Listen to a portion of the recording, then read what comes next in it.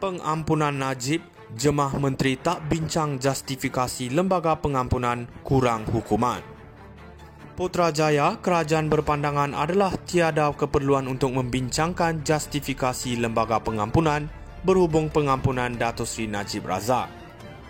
Justru jurucakap kerajaan Fahmi Fadzil memberitahu isu pengurangan hukuman terhadap bekas Perdana Menteri itu tidak dibincangkan dalam mesyuarat Kabinet yang bersidang pada Rabu lalu.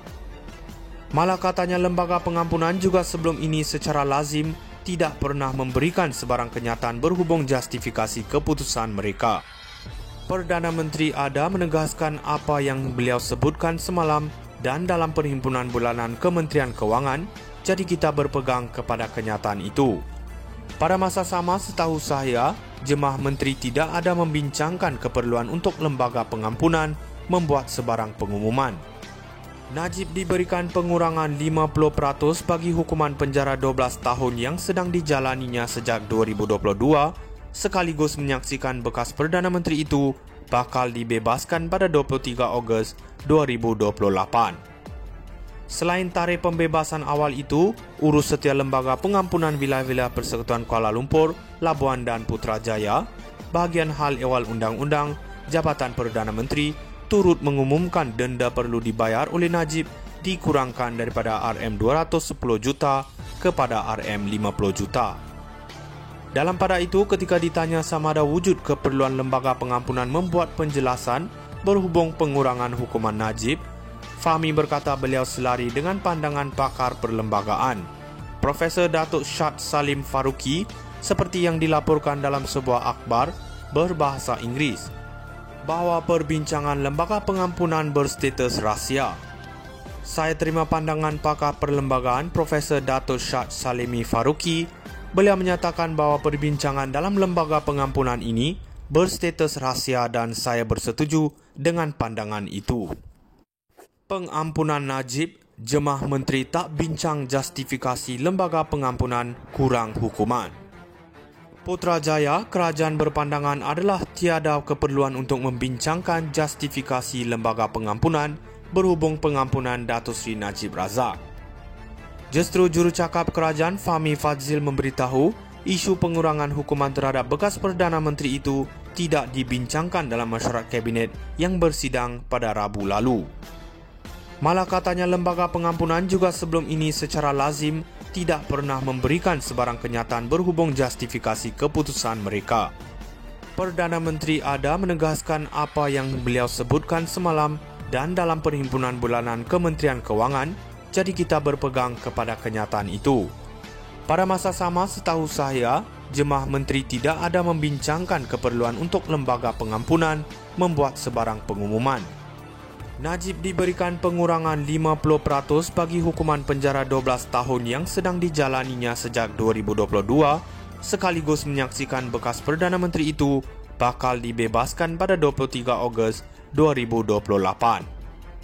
Selain tarikh pembebasan awal itu, urus setia Lembaga Pengampunan Wilayah-Wilayah Persekutuan Kuala Lumpur, Labuan dan Putrajaya, bahagian hal ehwal undang-undang, Jabatan Perdana Menteri turut mengumumkan denda perlu dibayar oleh Najib dikurangkan daripada RM210 juta kepada RM50 juta.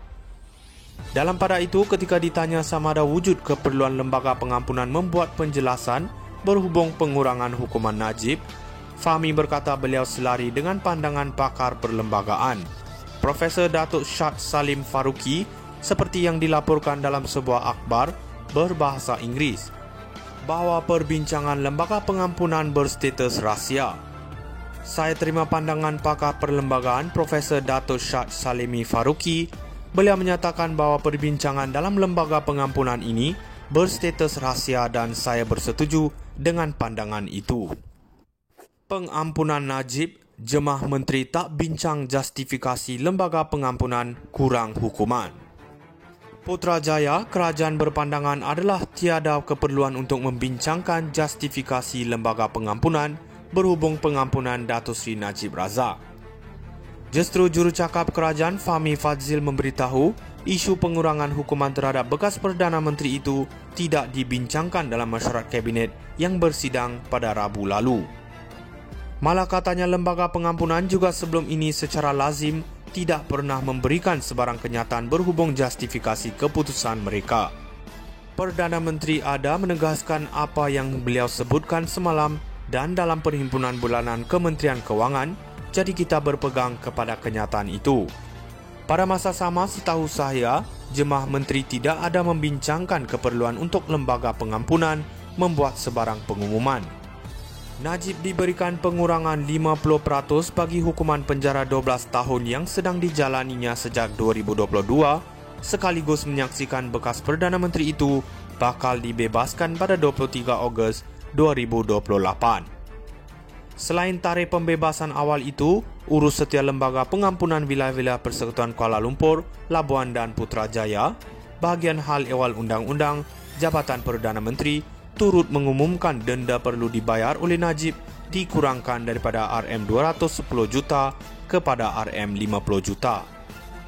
Dalam pada itu, ketika ditanya sama ada wujud keperluan lembaga pengampunan membuat penjelasan berhubung pengurangan hukuman Najib, Fahmi berkata beliau selari dengan pandangan pakar perlembagaan, Profesor Datuk Shah Salim Faruqi, seperti yang dilaporkan dalam sebuah akhbar berbahasa Inggeris, bahawa perbincangan lembaga pengampunan berstatus rahsia. Saya terima pandangan pakar perlembagaan Profesor Datuk Shah Salimi Faruqi. Beliau menyatakan bahawa perbincangan dalam lembaga pengampunan ini berstatus rahsia dan saya bersetuju dengan pandangan itu. Pengampunan Najib, Jemaah Menteri tak bincang justifikasi lembaga pengampunan kurang hukuman.